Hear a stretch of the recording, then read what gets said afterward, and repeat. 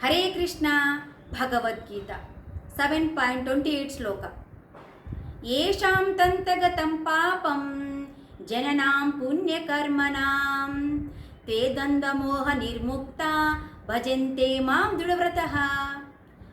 పూర్వజన్మల యందు ప్రస్తుత జన్మల యందు పుణ్యకర్మను చేస్తూ పాపం నశింపచేసుకున్న వారే ద్వంద్వముల నుంచి విడవన్నవారు. అంటే ద్వంద్వములు అంటే ఏంటి? సుఖదుఖాలు, లాభానష్టాలు, జయాపజయాల నుంచి విడవన్నవారే భగవంతుని యొక్క భక్తియుక్త సేవలో దృఢంగా నెలకొంటారు అని చెప్తున్నారు. దృఢభక్తికి మనకు ఒక ఫార్ములా చెప్తారు. భక్తి ప్లస్ శక్తి ప్లస్ ముక్తి, ఈ మూడు కలిస్తేనే ఆ భక్తికి, భక్తియుక్త సేవకి పూర్ణత్వము అని చెప్తారు. భక్తి ఎలా అంటే భగవంతుని యందు భక్తి చేస్తున్నప్పుడు ఆ భగవంతుడు శక్తిని ఇస్తాడు. అంటే భగవంతుని ప్రేమ పొందడం వల్ల భగవంతుని కృప ద్వారా భక్తికి శక్తి వస్తుంది. ఆ శక్తి ద్వారా ప్లస్ ముక్తి, అంటే ముక్తికి ప్రయత్నం చేస్తాము, ముక్తి వైపు దృఢంగా ప్రయత్నం చేస్తాము అని చెప్తున్నారు. భక్తి ఎక్కడి నుంచి వస్తుంది? భగవంతుని నుంచి వస్తుంది. అంటే మనసు హృదయం నుంచి వస్తుంది భక్తి. శక్తి ఎక్కడి నుంచి వస్తుంది? బుద్ధి ద్వారా వస్తుంది ఆ భక్తికి శక్తి కూడా. ముక్తి ఎక్కడి నుంచి వస్తుంది? ఆత్మ ద్వారా వస్తుంది.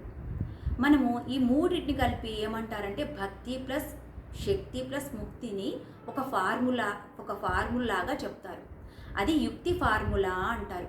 ఈ ఫార్ములాను అప్లై చేస్తేనే భక్తియుక్త సేవకు మనం దృఢంగా భక్తిలో సాధిస్తాము, ఎదుగుదల సాధిస్తాము అని చెప్తారు. అప్పుడే పూర్ణత్వం వస్తుంది అని చెప్తారు.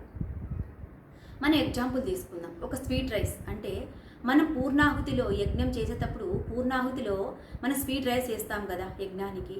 అది ఏంటి? అది తయారవ్వాలంటే ఎలా తయారు చేస్తాము? బియ్యం కావాలి, రైస్ కావాలి, మిల్క్ కావాలి కదా. మిల్క్, రైస్ ప్లస్ బెల్లం, ఈ మూడు కావాలి. ఈ మూడు తయారు చేస్తేనే అది స్వీట్ రైస్ అంటారు. అలా తయారు చేసినప్పుడే ఆ రైస్కి మధురం వస్తుంది. అంటే అధరం మధురం అంటారు కదా, ఆ విధంగా మధురంగా తయారవుతుంది. అలాంటి స్వీట్ రైస్ని మనం పూర్ణాహుతిలో ఉపయోగిస్తాం.